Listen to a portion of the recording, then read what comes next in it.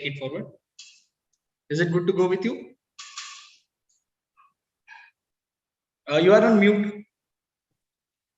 I was just thinking, let's give them another 2-3 minutes. Okay, we start at 5 sharp.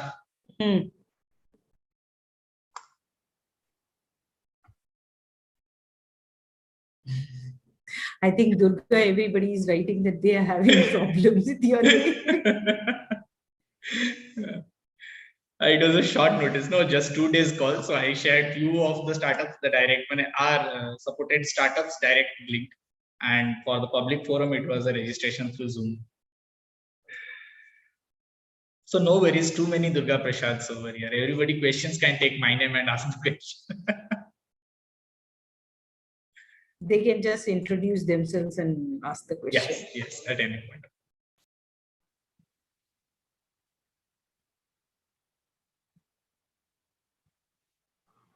Whoever has the bandwidth can also switch on the videos if it is possible. Yeah, please. Those who can come over visuals, please do come.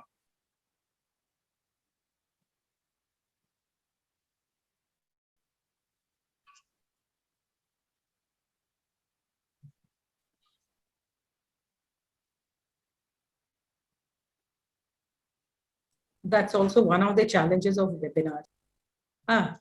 Mr. Bishujit is there. He has a tea business. Oh, I forgot. I think, sir, we had a chat. You had a stall in the tribal fair or some fair where you had this MSME fair, ma'am. New kadha type. Was that yours? No. Okay. So yours is which tea, sir? Ma'am, I have 25 different varieties of tea, and I keep exploring more and more. I have tea from Punjab, like Punjabi tadka chai, Kashmiri masala chai, mirchi tea, and that will remind you of those tea that our mothers used to give us in our older days. And then I have jasmine tea, lavender tea, Kashmiri kawa tea. Okay, Supriya is already. I know. So I believe Supriya is already writing, I want a tea. And I believe if there could be some mode of just extending a virtual tea, we would be more than happy to extend it to everyone participating. I think I have something to offer to Supriya ma'am. I have a chocolate tea, herbal chocolate tea. Ooh, that is a substitute coffee. That is made from cocoa nibs. That is made from the cocoa nibs. That sounds cocoa really nibs good. And black tea. Yeah. I've heard of it. I've never tried it though. Yeah. I hear it's very healthy. Good also. Yeah. And it is antioxidant. Yeah, it is antioxidant, rich in antioxidants. That's brilliant. I look forward to trying it when I'm in Orissa. I believe let's begin, Hava ma'am. Yeah, sure. Let's begin, please. Yeah. So a very good evening to everyone. This is Durga Prasad, Incubation Manager of AIC Nalanda. And on behalf of AIC Nalanda, I welcome everyone to the first edition of Startup Knowledge Series, which is an initiative in collaboration with UNDP, Odisha chapter. I also welcome Ms. Abha Mishra, the State Head of UNDP Odisha. Welcome, ma'am. And Ms. Supriya Khound, Project Coordinator, Green Recovery Program and SDGs, UNDP India, who is the speaker for the day. The first edition that we decided to deliberate upon was gender sensitization among startups. This has been a very growing subject from a very long period of time. And we know the kind of gender disparity which our communities have ever faced. But the world is moving, and with the moving economics and dynamics at both its part, we see that there are a lot of policy implementation and best practices also coming out of various institutions. So this has given us a scope to deliberate over the same and discuss and interact with the startups to expose them to the profound practices that has now come up for the gender sensitization. And there's no better speaker than Ms. Supriya Khound, who has acted or worked upon these issues from a very long period of time with a rich experience on the whole. But before that, I would like Ms. Abha Mishra for a small address about this initiative, as well as the programs that UNDP and AIC-NITF would be collaborating for future perspectives. Ma'am, over to you. Thank you so much, Turka, and welcome to all the participants. It's indeed a pleasure to meet you again. We met for the first time virtually again last month and talked about the SDG. And as Durga mentioned, the UNDP and AICT-Nalanda have come together to interact and share the knowledge on various aspects which we are working towards achieving the SDGs in 2030. Now, every small bit of action which we have will have an implication on SDG. And as discussed last time, we have already collected the information about the 30 AICT Nalanda startups who are a part of the incubation setup, and we have mapped them accordingly. And very soon we will be sharing with you the profiles, how it has been mapped up. And if this exercise is interesting enough for others, we will try and do it all over the Orissa. Yes. So that's one thing which we had promised and we are working towards it. It's taking a little time, so please bear with us. As you all know that UNDP is the SDG integrator across the world. And in India also, we have been working with, the UNDP has been working with a lot of state governments about, we already have SDG centers, coordination centers in about 6 states across the country, and we are trying to see if Orissa government would be interested in it or not. So concept notes and other things have been. Besides that, UNDP works on many other activities, specifically for institutional system strengthening, inclusive growth, where the poverty and social protection issues are also talked about. And then we also work on environment, resilience, and energy. And these all 3 thematic areas is cross-sectionally worked upon to look at it from a gender perspective, from an innovation perspective also. And now we are adding on the social protection of it, social protection issues.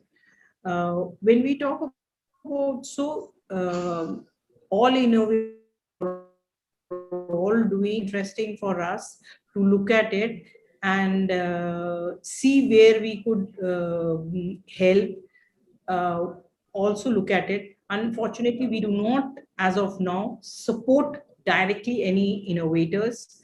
I'm sure those are all part of AICT Nalanda's type of institutions. And we look forward to at least giving startups which are doing well or which have a lot of potentials and could be of interest areas to other states and even across the globe. So with these words, I welcome all of you here. And I'm sure Supriya will be able to take us on, as we start our journey, what are the gender perspectives which we need to look at, and why is it important, and how will it help us grow. Thank you so much. Thank you. Over to you, Durga. Yeah, thank you, ma'am. Thank you for the brief address and the points that you have elaborated. We'll be more than happy to collaborate in all of those fields and move the startups across the state. So with these words, we welcome Ms. Supriya Khound for today's address. Ms. Khound, please take it forward. Thank you so much. Thank you so much, Atal Incubation Center and Nalanda Institute of Technology Foundation for welcoming me and for allowing me this opportunity to talk to such a great audience. I think this is one of my passion areas. I was in a startup before, so it is a passion area for me. I'm extremely dedicated, and still kind of my heart lies with startups. So it is really exciting to be able to address this audience. I have not made a PPT, as I was telling Mr. Prasad earlier. I want this to be a conversation between you and I, so I will keep it as a two-way conversation. I understand that you have already kind of discussed the sustainable development goals, but just a quick recap, since I hear that was a month ago. So the sustainable development goals, if any of you still remember it, you can raise your hands, give a thumbs up in your reaction buttons. If any of you still remember the sustainable development goals from your conversation last month, you can give the thumbs up in your reaction buttons. Okay, I think then we need a recap. Abha ma'am remembers, that is good. Then we will need a recap. If it is possible for you to switch on your videos, it will be really nice to see your faces along with the good work that you do. So the sustainable development goals are 17 goals, right? So we have, I think you have already discussed what are the goals. I will not go into the specifics, but to just give you an overview of it, they cover the social elements, the economic elements, and environment. And to cover all of it, peace and justice and strong institutions are obviously important. So these three critical elements, if you are looking at any development planning, okay, so any sort of planning, any programmatic planning, any project planning, you need to be able to plan long term, right? It's if you're starting a startup, you need to be able to have a vision plan for the next 10, 15, 20, 30 years. If you have a very short-sighted vision, then your exercise may fail. So similarly, in the development process, to be able to come up with long-term strategies and long-term sustainable use of resources, because we know that there is a crunch in natural resource specifically that most of us are working with, it's not infinite, there is a finite link to it. So we need to be able to work sustainably towards it. So the SDGs, although these 17 goals are UN SDGs, they have actually been drafted in consultation with a lot of partners. So there were civil society organizations such as NGOs who were consulted in the process. There were private organizations, businesses consulted, youth consulted. So a lot of people were engaged through country level consultations in designing these 17 SDGs. And now coming to SDG 5, which is the gender equality one, which is achieving gender equality and empowering all women and girls. The role of businesses, the role of private enterprises is extremely, extremely critical for achieving this goal. You are not just linked to goal 5, you're linked to multiple other goals, be it on poverty, on economic empowerment, on climate action, on reducing inequalities, on safe consumption and production. So there's so many interlinkages. So you just working towards one SDG can actually have this like domino effect on multiple other SDGs and will help a lot of other indicators in performing better. So it's not just you working on, say, hiring more women will help in only gender equality, but you are helping a lot of other indicators to improve. So that is why it is important to always remember the cross-sectionality of SDGs. It's not looking at just one thing in just one-dimensional approach. It's a multi-dimensional approach, and you have to always look at it in the same way. So moving on, what is SDG 5? So women, girls everywhere have a right to equal opportunities to be able to live free of violence and discrimination. It is an integration of all dimensions to include inclusion and sustainable development. If we look at gender equality by 2030, there's an urgent need to eliminate all forms of discrimination that still curtails women's right to public and private spheres.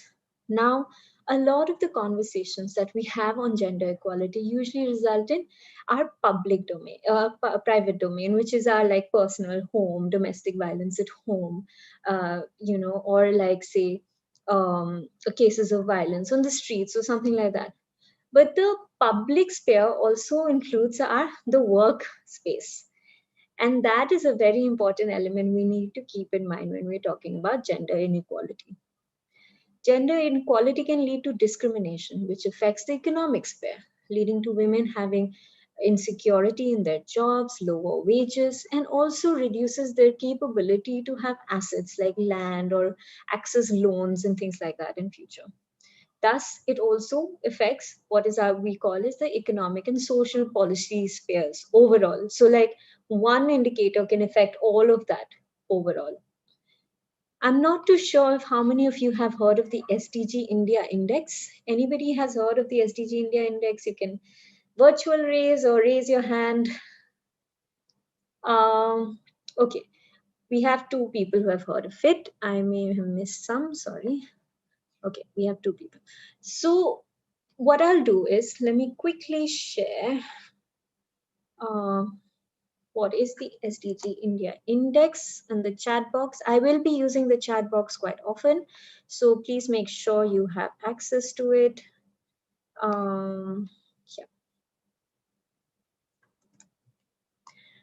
You can go through this later, not right now. So I have just put it here so that you can go through it and evaluate Odisha's performance on all of the SDGs. This is like a very, very important tool for you to understand where your state stands in terms of the SDGs. It gives you indicator-wise breakup. So if I quickly run through, say, on gender inequality, which is goal 5, here we are looking at proportion of women in managerial positions and board of directors in listed companies, operational land holding for gender-wise, then rate of crime against women, people experiencing cruelty or violence, average female to male average wage and salary earnings. And this one, labor force participation, female to male labor force participation. These are the ones that are especially relevant for your work. So these have given you state-wise and also national data. Now, even this, Odisha has not been performing too well. Unfortunately, this is where we have areas of concern. Overall, in the gender equality sphere, India obviously has still a long way to go. But in terms of our ranking in Odisha, if we look at 18-19 for goal 5, we had a score of 43. Then in 2019-20, it fell down to 35. And then in 2021, it is now at 46. So which means there is still a lot of loopholes that we need to be able to cater to and fill. Here the rankings, the overall composite score of Odisha, which was at 58 the year before, has improved to 61, which is that there is signs of improvement. And Odisha is also doing really well in 2 goals, one being SDG 13, which is on climate action, and is doing rather poorly on justice and peace, which is SDG 16. So these are all, again, like if you go into the critical areas of why is Odisha doing worse in peace and justice, you will again get the linkage of violence against women, then you will get the linkage. So there's like this, again, everything would be linked together. So if we kind of have a concerted effort towards one area, it will again improve the indicators for each one. I will not go deeper into the details, but you would be interested in knowing that actually the government of Odisha comes up with a gender budgeting statement. I don't know if any of you have studied it or you've had access to it, but this is a really important sphere which actually reflects how much the state is spending on women. It is specifically on women, it's not on other genders, but it gives you a breakup of the annual budget on the amount being spent on women. So even if you look at, say, in the MSME sphere, if you have a department for entrepreneurship, you will be able to find reflections on how much is being taken aside for spending on women. So these are certain important tools that government have, which we usually are not using enough, because it is also a tool for advocacy. Like it can be a tool for raising questions or to understand what is actually the policy for gender within your state. So I haven't studied it myself, so I will not be able to give you the detailed analysis of your gender budget statements, but I do encourage maybe a small group of you to come together and also have a look at it. Now, I am going to use a pool tool. I'm going to open a pool. May I please request everyone, give me a second, to kindly log into this. Okay, just click on the link and you will be able to access this tool. It's a Mentimeter. I don't know how many of you have used it. It's a great tool to use if you're working from home and you want to connect with your colleagues and have just an opinion poll. Brilliant. Some of you have used it. I'm also sharing the code so that you can. Have you been able to access it?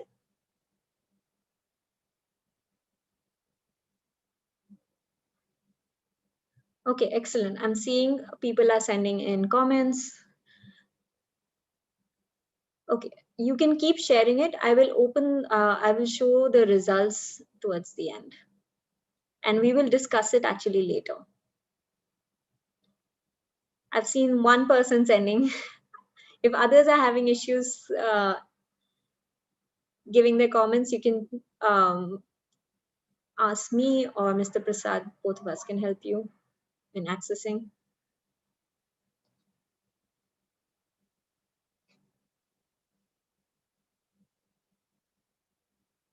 So there's no right or wrong answer.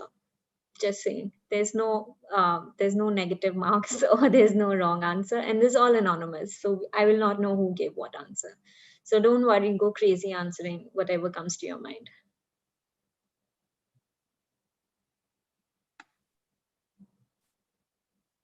So I am sharing the link once again in case it's missed somewhere between the above charts. You can find it there. You can direct login. Supriya, do we need this code at the beginning? I think directly they come up with the questions. Yeah, no, directly they can. Directly they can get to the questions. Yes. Yeah. So as you go on answering the questions, you will be there upon. So please get your. Durga टिके ओडिया रे भी कहि देले हो. हाँ, ये जो link टा अच्छी बस ये लिंक पर क्लिक करो तो और just copy it and paste it in the तम जो Google Chrome बा जो भी browser URL रे you can paste it. I'm also going to share my screen so that we can discuss it together. Yeah, that would help. Yeah. So small answers, anybody can push it through. Okay, I'm going to start the countdown. So we'll close in 50 seconds. I'm giving a lot of time. It's good to go, I think, with each question if it can come up with 30-40 seconds also. Yeah, for the next one, I'll do that. Huh.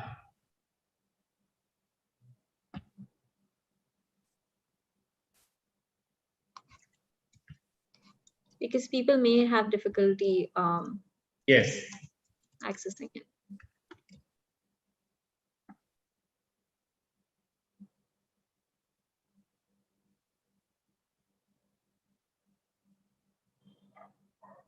This is great answers, by the way.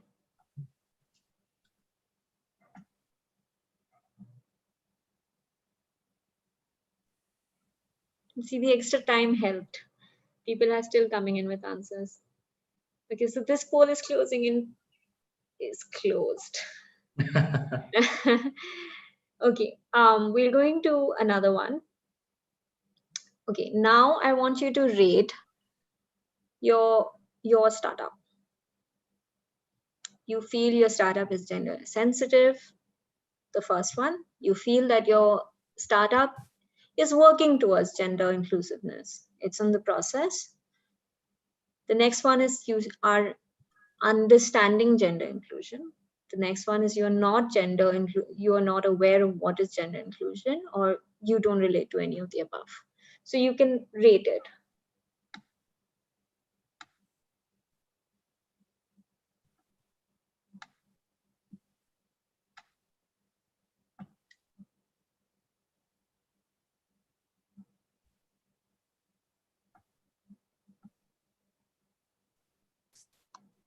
This is good. This time more people. Okay, we have another 15 seconds. Everybody's responding actually, so it's really good. Yeah, and it's good to see that The statistics are right on screen. Yeah.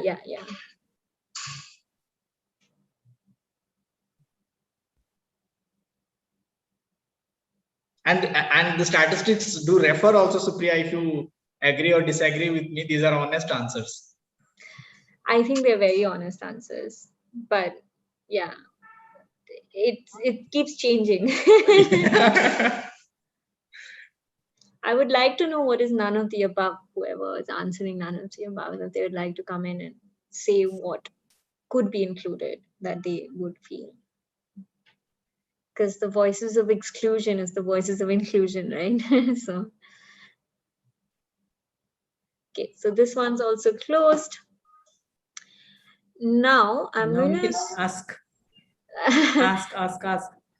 Yes. So, or else we will forget it. Yeah. So I would like people to kind of come in and tell us how you feel. Either you are, if maybe one or two people can just come in and tell us how they feel their organization is gender inclusive. That'll be good to hear from your experiences. Hi, ma'am. Hi, Dr. Lita. Yeah, please. I'm a single founder, woman entrepreneur for 2 startup companies. So I think in future also, being a woman, I'm very, very, sensitive to the employees who come as women also. So what I'm including is more of woman power in my company, and that I foresee at least 70% of the employment opportunities, or might be 80% in future, which I would create would be, I wouldn't say as a gender bias, but I would, create an employment environment or an ecosystem which would be more woman friendly as a woman, founder startup. So I think for me, it's 100% tick when it comes to the gender sensitivity and the issues around being a woman, creating this, companies, founding these companies, whether they're innovative startups or whether it comes to social impact startup. Because currently I'm incubating with NIC Nalanda, where I'm looking on more social entrepreneurship, which would be the next pipeline. As a part of the mission Shakti, I would definitely want more women power so that we alter the statistics, what is shown on the map as being Odiyas, and a part of this Odia ecosystem where we are promoting women. So I stand by women power. Thank you so much, Dr. Lita, for sharing your experiences. Yeah, Paritosh, you can come in. Sir, good evening, everyone. Actually, we are started health. We are started a startup in health sector. Basically, we are into the sanitary pad production, and we are also into the agriculture. So, what I think from gender inclusion is not only for men and women. We are also inviting transgenders to work on our machines. It is kind of whole inclusion, 360 degree, the holistic approach, taking it to the. Great. So we are also inviting them to come in the mainstream economy, and we have the co-founder who is women only. So we are doing that on gender inclusion things. Great. Supriya, I think we should go to the next question. Yeah. So with this, I'll close this poll. I'm going to just go a little ahead because what Mr. Anand stated is actually one of my next points on gender and what is gender. So this was kind of like a provoking question on where do you or your organization stands in terms of gender to be able to understand what we are doing in our work. So when we talk about gender sensitization, it's not just about talking about men versus women, which is usually what people are, the orientation is towards. It's actually changing our behavior and instilling empathy in the views of what we ourselves hold and what other people hold as well. So it's examining our personal attitudes, our beliefs, and questioning what is the reality. And it's about modification of behaviors, and it's about creating awareness, about empathy. It's not so much about one versus the other. And gender discrimination per se is something is a result of conscious or unconscious biasness in our attitude. It's generations of conditioning. And it is not, it has become it's something that has been conditioned into our systems, that we have started questioning and we have started changing our behavior towards it. So it's mostly, as I said, it's an understanding of awareness, of empathy, and our attitudes. So the connection between gender discrimination and gender bias has been proved. Like there's so much research on that, it exists, and it is there in workspaces, and there's a need to just look at everything in a more positive and inclusive workspace, as Dr. Leeta was pointing out. So if you like look at, say, even a small, very small enterprise, or bigger enterprises, say Uber India, when you go into an Uber cab, they're like, oh, we have sensitized our drivers on gender sensitization so that our female customer base feels safe. So every organization is taking these small steps to ensure that inclusion and ensure how can they improve. Now, I will now go back to another poll. On this poll, I want to see how you assess your organization. So just give me a second. I'm going to share the link. This will be a separate link. And I want to hear from you on this. And I think, Supriya, there's one more thing, which is, a lot of people have put in chats. There are these examples where the founders are one male, one female, and then there is another one who is brought in LGBT in their own organization. That's so brilliant. that really makes it.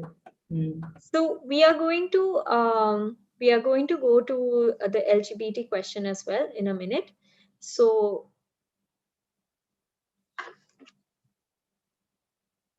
is the Menti open? Can everyone access it? Yeah, it's working completely.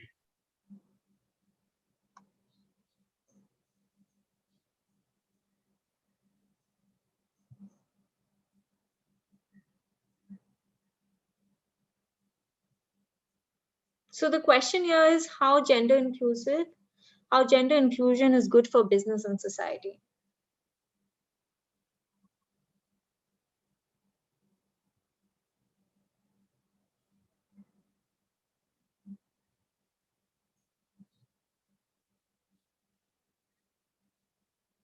We are getting the responses. I'll give another few seconds. I'll share my screen so that you can also see it. You're getting a lot of good responses.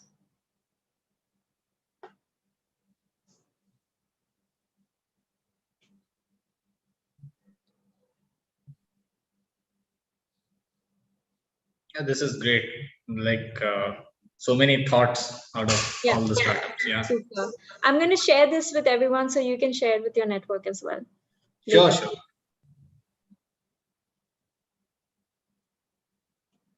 These are such great inputs. So we have 30 more seconds if anybody hasn't.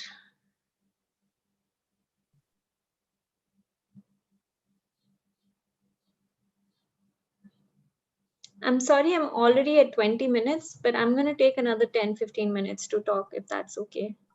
Yeah, absolutely. You can take it.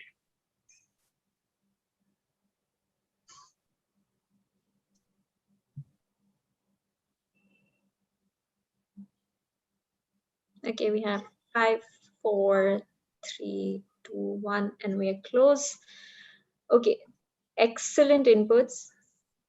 I'm going to just take a shot and I'm going to share it with everyone. Just take a minute to absorb all of the other responses as well, if you can see it. There is gender sustainability, work culture, difference of perspective, creativity, critical thinking, stronger GDP, healthy environment, no groupism, talent, progression, equality, equal opportunities, empowerment. So super responses. Now, just to come back on that,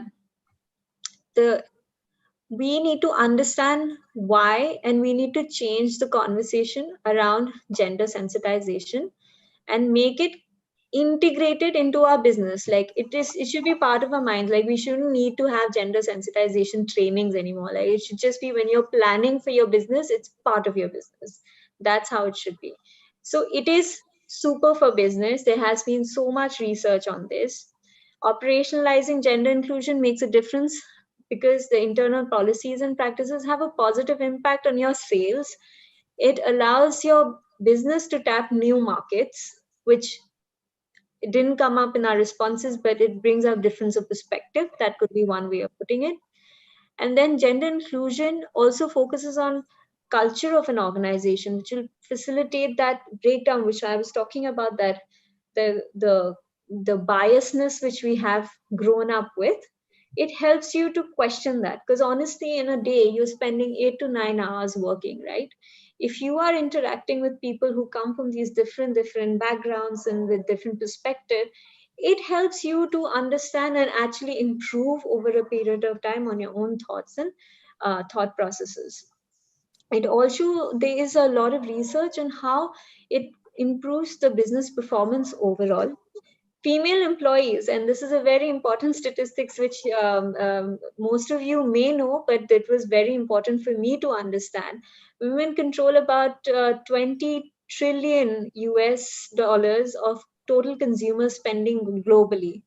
So if you have more women in your business, it will help you not just in your company's sales or your company brands. It also helps to target women consumers to increase your sales, to control the economic power, which actually 80% is in the buying decisions globally is 80% with women. So it is important, not just in the sense of in increasing your economic thing, but in the sense of inclusion. It creates that space. But an inclusive workspace is again, like a lot of people, I have not been able to read all of the comments, but since you mentioning that there are people with LGBTIQ or people with disabilities, transgender, if we have more spaces of inclusion, this also increases your innovation, creativity, which was pointed out by one of the participants, and also increases your bottom line results. So an organization, when you're working in diverse groups, is also, you get better talent. It is easier in recruitment because you have created a reputation where people want to work for you. Like, I am sure if Dr. Lita is talking about a space where women feel safe and inclusive, people will be lining up if I'm not sure about the history of the organization, but in a few years, with so many capable women who are looking for jobs, will be lining up to work for you because they know that this organization provides all of the tick marks that I want in a workspace. And hence, it creates the best hiring pool, it creates less attrition rates, and is creating a very diverse pool of talent. Along with this, obviously, it creates better ideas because people are more innovative. If you create a space which is very stringent and holds on to like rules and regulations, you will not, just like all of us, we cannot think creatively, or we cannot blossom in a space which is constricting. And hence, whenever there is a space which is more open-minded, it'll help you to create people who are creators and innovators versus just file pushers. So it will help you create the best talent as well. Also, when you have a diverse pool, like you have people, we have a diverse pool of genders, you will be able to, or an inclusive group of people, you will be able to mirror the market. Because if you have just one standard set of people, you will not be able to understand the market as well as someone who comes from those different perspectives. So you not just reflect the aspirations and the needs of the market, but you also are being able to create or curate for the market that is there outside. So another thing that is really important in gender diversity is a strong relation with women being in higher positions, and then higher returns, higher profitabilities, and larger share prices across the world. There's been a lot of research on this, and I found 2 studies which were very relevant, I thought. One is by Catalyst, where it shows that companies with high percentage of women in executive powers have 34% higher return to shareholders than companies that don't. And another one, which is the same research organization, has found that companies with most women directors outperform those without a return on investment by 26%. So this is obviously facts speak louder than words. So these are facts that have been done with proper research, and it shows how women, when they are in executive positions, lead to better results. Now, another issue that most women face in terms of the work that we are doing, not just in the workspace but also in our personal space. I'm sure a lot of you are aware of those conversations on unpaid care and domestic work. Women tend to have more on their plate than men. Those conversations are also changing gradually, with men being able to enjoy or be partaking more in their domestic and personal lives. But when we are working with women especially, we need to be more aware of how much work they do at their personal sphere, which also, if we are aware of that, because usually women tend to do about 2.6 times more unpaid care and domestic work than men, which is a huge statistic. So it's like 2.6 is way higher than expected. And we need to be able to have that equal resource distribution, right? Like we need to be I'm not just talking about economics here, I'm talking about like the entire thing of having a fair balance of responsibility. So women, while performing excellent at work, also have those detrimental effects, which leads them to having less time to themselves, giving so much time to their personal lives. So there are a lot of issues that we need to be aware of when we are planning for our institutions and our work. We also need to think about the spectrum of gender. Now, this had come up when I first asked the question on gender. And a lot of people had mentioned in that. I can share that screen again, but I think most of you had read the comments that some people had said gender is male, or some people had said it's about our sexual organs, or it's a dimension, it's in between somewhere. So people tend to actually use the word sex and gender interchangeably, which is actually incorrect. They are connected, they are very well connected, but they are not equivalent. So when we assign a newborn sex as either male or female, it's based on the baby's genitals. But once a sex is assigned, we assume the child's gender. It will be either male or female. So it is a cause of concern, because usually these assumptions cannot be based true.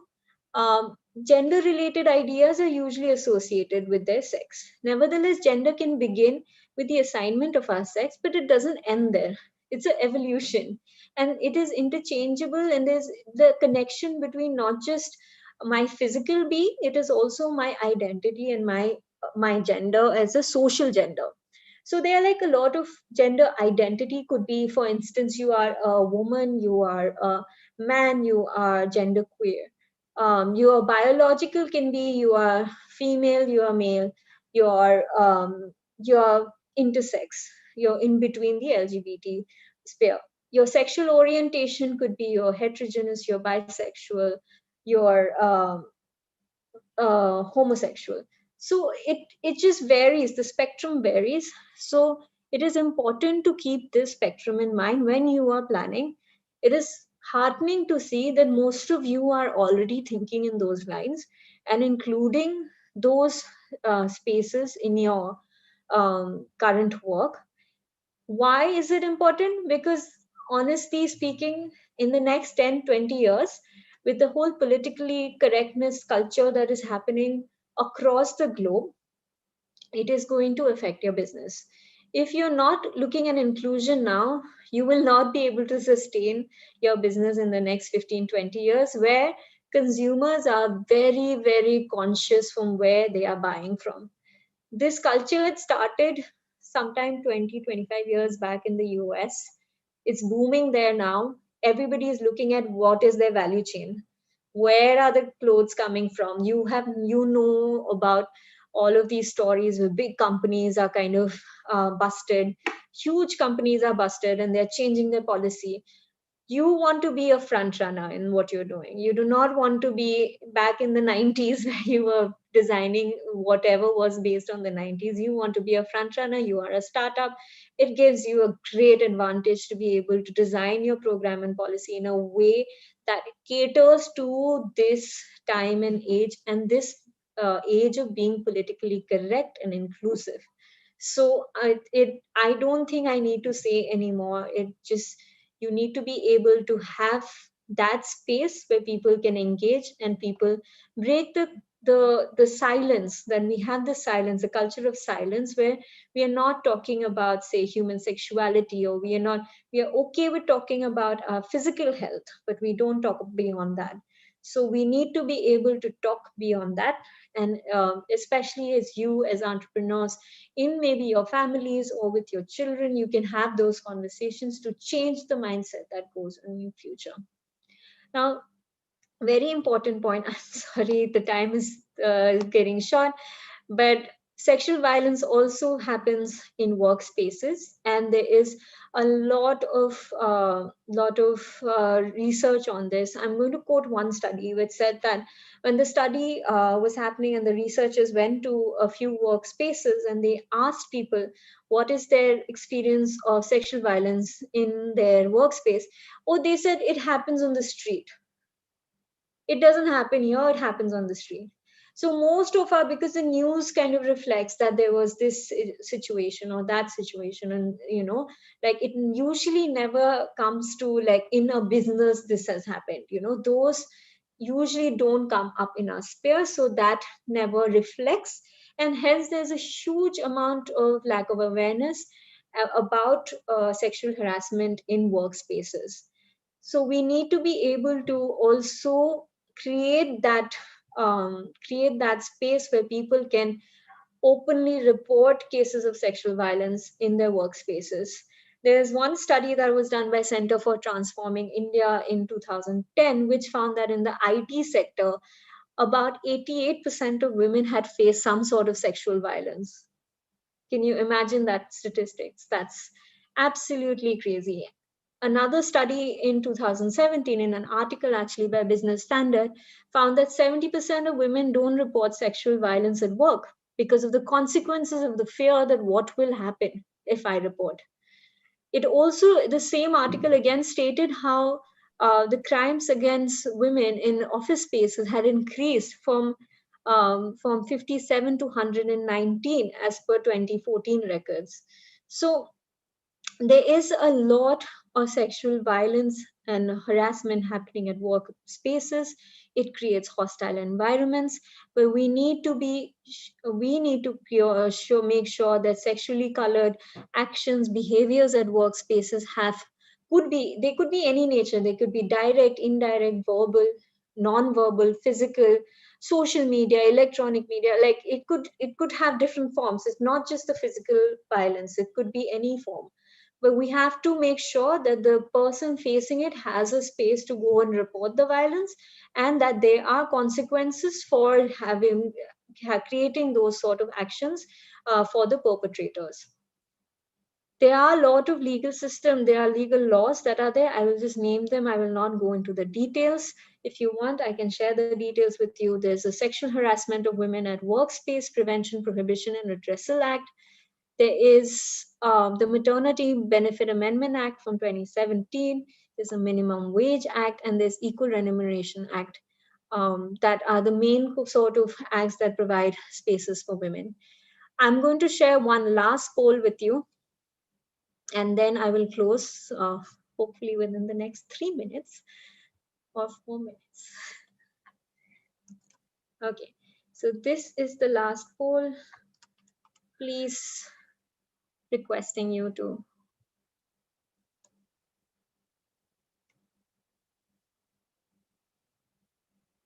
So I could see few new faces joined also. You can go to the chat box. We have a link shared from Ms. Supriya Khound. You can just paste it to your browsers and start answering it directly.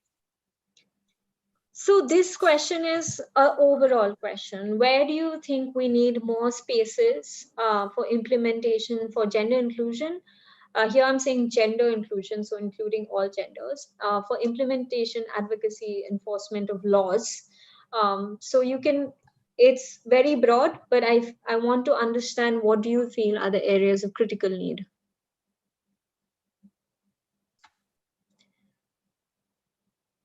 I'm going to start the countdown. So almost all areas are being covered.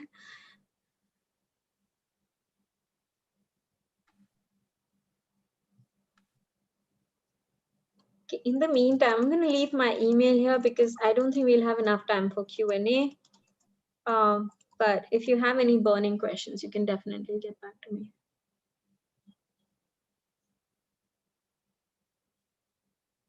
I'll quickly share screen. Yeah, please do. I was going to ask for it. This is like all areas are covered. Absolutely. Yeah, so this is exactly what I wanted to actually point out with this slide, is that we need critical work in across all area. And when I say time, isn't it's when there's one area which says time, like women actually do not get enough time for self-care and self reflection. Like I feel women are in that category where you work and you come back home and you work and you come back home and you're working at home. So there's never time. Like there is never time. And isn't it, Supriya, that a lot of time we take it for granted also? Like, yeah, so, yeah, time sometimes is we very feel that precious. a Time is particular very part, precious. a particular part of the society is very used to this and say they can go with this. So I'll go to the next one because time is running short. How can we create holistic spaces for work? So in your organization, you can give your perspective, you can give another perspective, whatever you feel is applicable to you. What can you do to create holistic space for work?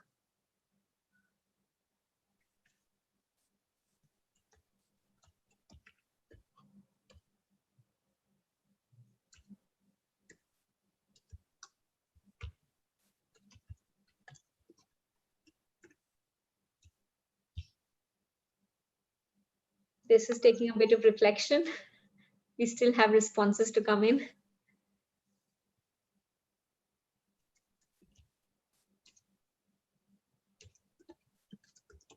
Starting the countdown.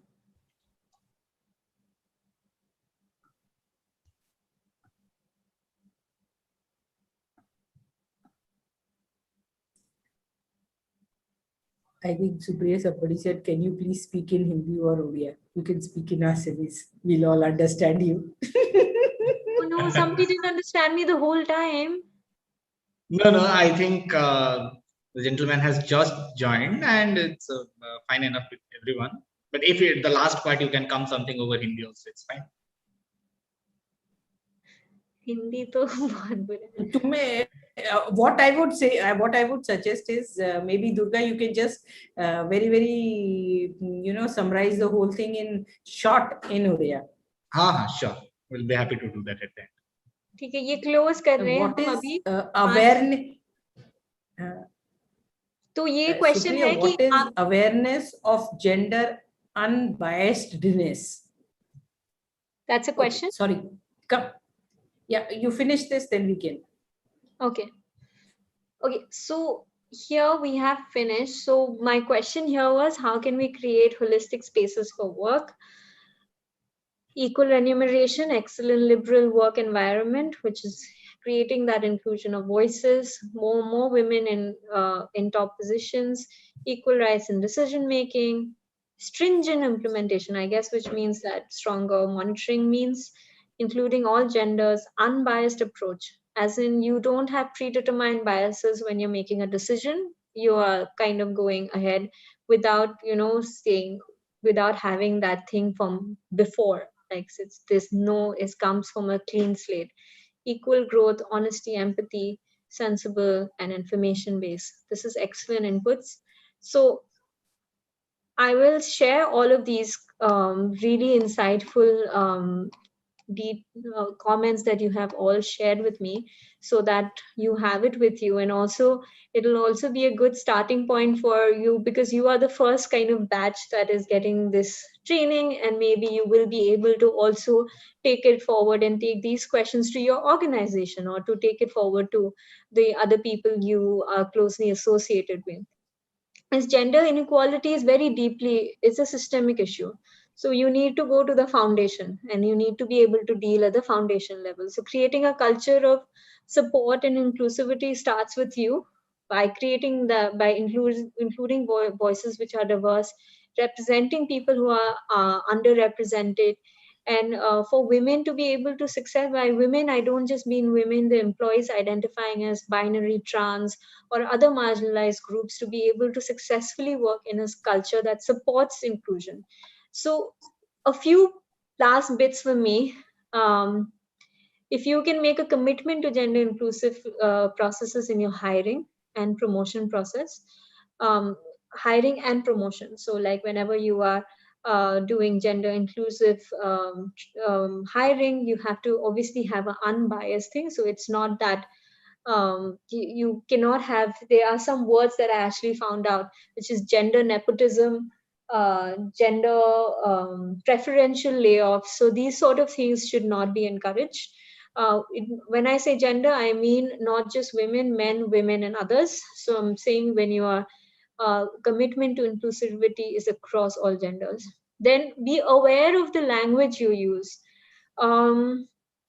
A lot of times we are conditioned, and I have found this myself as well.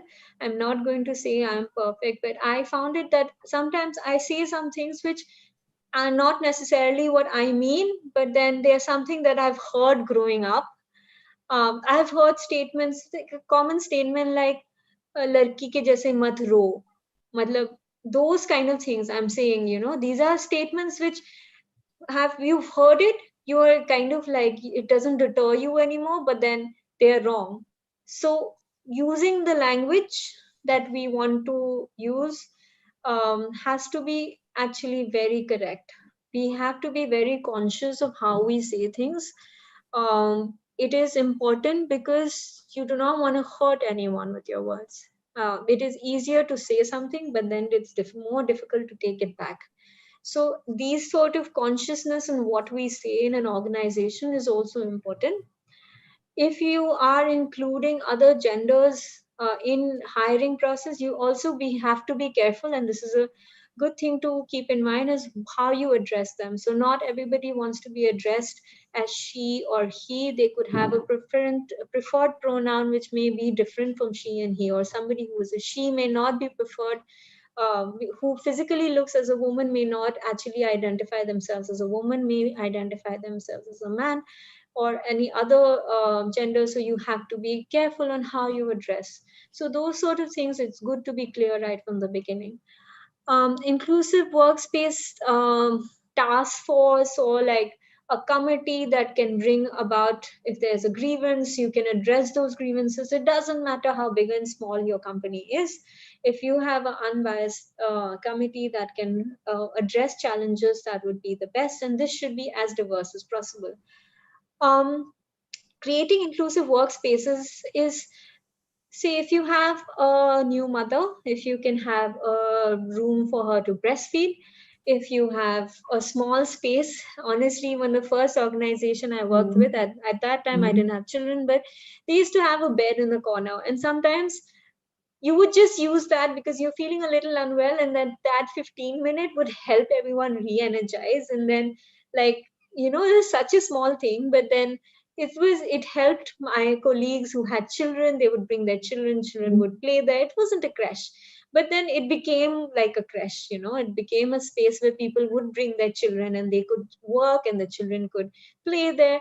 So those kind of small accessible spaces also, like if you have people with disabilities, make sure that the space is inclusive and accessible to them. Or also having a room, or not a room per se, but a space where people can pray, because not everyone is, some people prefer to pray during the day, some people prefer to meditate during the day. So if you have a small space where people can meditate or pray, that will also bring that inclusion into your workspace. recognizing and rewarding performance, obviously you do that, but instead of, obviously it's not possible to do it monetarily always, but then there are other ways to reward, incentives, small gifts or whatever. But recognizing performance, however small or big, helps you to retain your talent. Creating opportunities with discussions which are sometimes hard, but you create that space of social dialogue, could also be an important area to look at. And including, expanding, say for instance you have a holiday list, you be inclusive of, say, in your current work you will definitely have paternity leaves, maternity leaves. You have to include all the religious holidays for different people, so that it's an inclusive process for creating a good and inclusive work environment. So with this, I think I will close. I have taken the full hour. I didn't think I would take a full hour, but unfortunately I did. It's great. So, It's great with the insights that you have shared with us. We'll take just one or two questions if Mr. Shitanshu Mishra has been waiting for a very long while. Yes, Shitanshuji, if you can come up with the question. Yeah, good evening, everyone. It was really a very insightful session, I must say. And all credit goes to the speaker for the evening, Ms. Supriya. It has been, any of the founders you speak to or you try to inquire from, they would say that they are practicing whatever you shared just now. But honestly speaking, it is not the truth. yeah. Right? Had it been the case, we could have gone to the next level altogether. Right? So my question is, especially if we are talking about sales position or business development position, right? So because, irrespective of any kind of domain we are, let me figure out, let me tell about my organization, as I'm into edutech, because I'm the founder of Job School. Irrespective of the domain I'm working in, it may be edutech, it may be health tech, or it may be any other domain.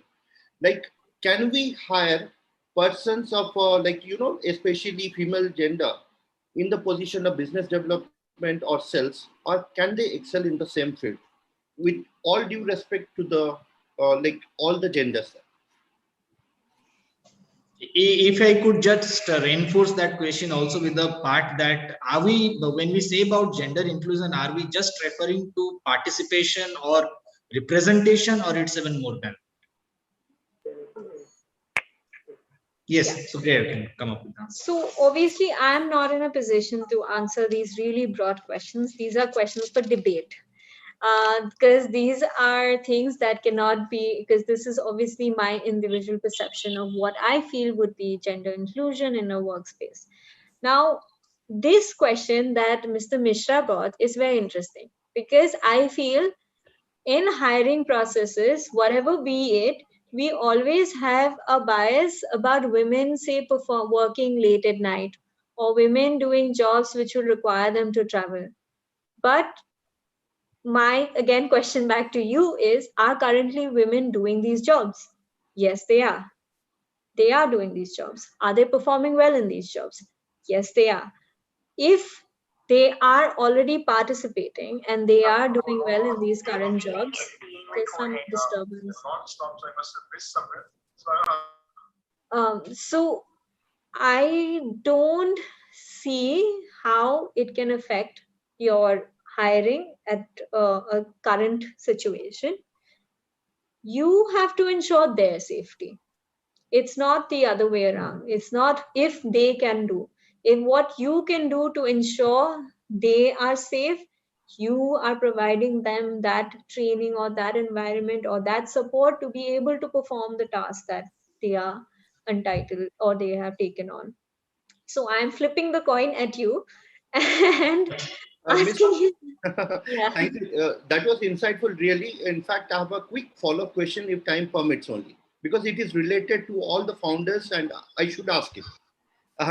And let me tell you, because we are not only into scaling, but also into staffing, because, we receive a lot of responses from various founders that we need, in particular, let's say about sales or business development, we need male persons only?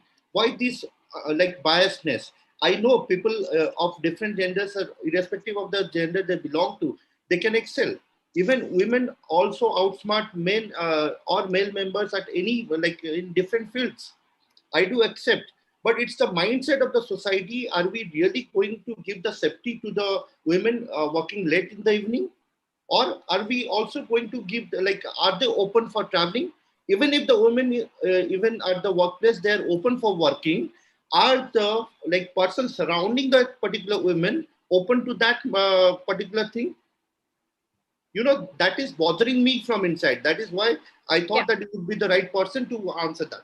Yeah, I'm not the right person. This is a societal change that you're looking at. Exactly. It is a mental mindset that is, again, like I said, is conditioned biasness towards a lot of things, and also patriarchy. Patriarchy is embedded.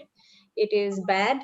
It is, it is no other way to put that, but there is biasness in all our choices. There are a lot of comments. Unfortunately, I haven't been able to read all of them, but I hope I get access to them so that I can read them later. Sure. I think we will take a last one from Dr. Lita. There's a paucity of time, everyone. Excuse us for that. I would like to reiterate, as Mr. Sitanshu Mishra, he has raised that it's not the truth, but sir, we have to change our vision, and it is the truth. That a lot of women founders are currently recruiting, including me, a lot of women staff. My business development manager is a woman. I proudly say that she is a beautiful lady. She works 24/7. There are a lot of areas in work where, you know, women are coming to the forefront. And it is always, you know, people like Durga sir and his team and many more people like him who support each one of us. So the mindset is what is important. And we need to change our mindset first. We cannot look at a global change within, say, 6 weeks or 7 weeks. There's no timeline. And a lot of IT companies, I'm a doctor. I used to work in Australia before I turned into a woman entrepreneur. I used to work late night shifts. I've worked in India as well. I have worked for emergency shifts and late night shifts. And as an entrepreneur, I work 24/7. So there is no looking back. And I always feel, you know, this is a beautiful platform that we are creating, this gender awareness and sensitization issues, and how we can create a safe environment for women to work. But yes, when it comes to business, women are in, they are doing good work. And I think proudly we would be representing our state on the globe very soon. I think that is what I would like to say. So it's all about mindset, and we have to make the change. Thank you, Dr. Ita. I just wanted Durga just one. Yeah. Abhaji, can I just respond? Yeah, sure. Sure. Supriya can come. So one quick point on both Dr. Lita and Mr. Mishra's points. See, what happens is, for a lot of, especially for me, this is personal. When I don't see people in positions of power, like for instance, how many times have we seen a woman prime minister, for instance? I'm giving an example. Or how many times have we seen a woman in a position who is the president of US? None yet. Till we don't see those changes happening, there is still a lot of resistance that is changing gradually. Women need to be able to, men need to facilitate, and women need to occupy those spaces of power and change. So that is when the systemic changes will also happen. So this is a personal opinion that when I need to aspire, when I see another woman dressed in her professional clothes going out in her sales jobs, it makes me proud, you know, because maybe 20 years ago, we didn't see that. 20 years ago, we didn't have that. Now it is happening, and women are, we don't need to be proving anything to anyone. We're just really good at what we do. So it is just taken for granted that women are very sincere, be it presidents or prime ministers of country, whichever country women are leading, they are doing much better. It's proven evidence. So that. Yeah, definitely. And second, on the work from home front, there was a point on that. Yes. Actually, women care burden is actually increasing because of work from home. And also violence against women cases are rising. I didn't touch that because we were talking to startups today on the startup ecosystem. But as you work from home, you also have to be very careful on your work-life balance that you create for your employees, and it's and also check in on them quite regularly to be able to ensure that they are not facing any sort of violence, any sort of thing. Like, obviously it doesn't come directly, but you need to check in on your employees regularly to see if they are safe, they are sound, they're being able to cope with the work-life balance component. That's it. Abhaji, over to you. Thank you. And before Abha ma'am speaks, I'll give a very short intervention on this note, that we at AIC Nalanda were able to work out so much with UNDP just because I think Abha ma'am was there as UNDP state head. Her personal interest into these topics have led all these things to make happen. So here's another lady in front of you who have made things work at this scale. Abha ma'am, it's over to you. You are on mute, ma'am. No, Durga, that's not the reason. It would have happened because you were very persuasive. So we have on both sides, we have a male and a female who work together to I think that's where Supriya's statement goes perfectly fine, that one has to facilitate and the other has to occupy. Yes. So no, I just wanted to add on to Mr. Mishra's comment. Mr. Mishra, when somebody asks you that we only need a male candidate or a female candidate, please, as that's what we are asking is, and that's what we are trying to say, is that please ask them why.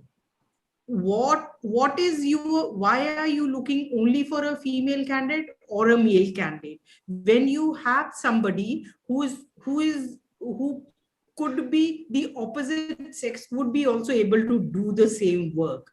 So just ask that, and then we will be able to identify where the problem lies. And once we have that, it could be just a biasness. Then you will be able to tell him, sir, this candidate which I am offering to you is better. So for your company, it may be better. So unless and until we have this dialogue with our own clients, we will never be able to receive. And that is what we are saying. Supriya has been saying is that we need to have these dialogues. We need to find grounds to work together. Right. So thank you everyone for have joined on this wonderful session, and last part turning into a great debate as well. So thank you everyone for the inputs, and Supriya, it would be really great if you can share the poll results also, so that it's like a repository of the activity, a small activity that we did. And with the very first note of thanks to Ms. Supriya Khound for a wonderful deliberation on the topic, and to have noted a lot of things which do exist but are sometimes out of our glimpses. So if that has come somewhere into the atmosphere, let's all internalize it, absorb it, and put it into execution so that we see a brighter tomorrow. Thank you to all the participants who have joined and have stayed long for another 15 minutes. And at the last but not the least, thank you so much, Avaman, for all the coordination that has been done on the back end. And we look forward to another great session, another second edition of Startup Knowledge Series very soon. So thank you once again to everyone. It's all for signing off from AIC-NITF and UNDP for Startup Knowledge Series. Thank you. Thank you, Supriya. Thank you, everyone. Thank you. Bye. Thank you, all the startups, for joining us. And please come back with any questions if you have, and I'm sure we can take it up offline and through emails with Supriya. Emails. Thank you so much. Thank you. Thank you. Out to you, ma'am. Thank you. Thank you. And if you ever want us to support you in any of your sensitization program for your own employees, please do let us know. We will try and help you out. We'll try and get you a resource person. Thank you so much. Thank you. Thank you, Dr. Lita. Thank you. Thank you, everyone.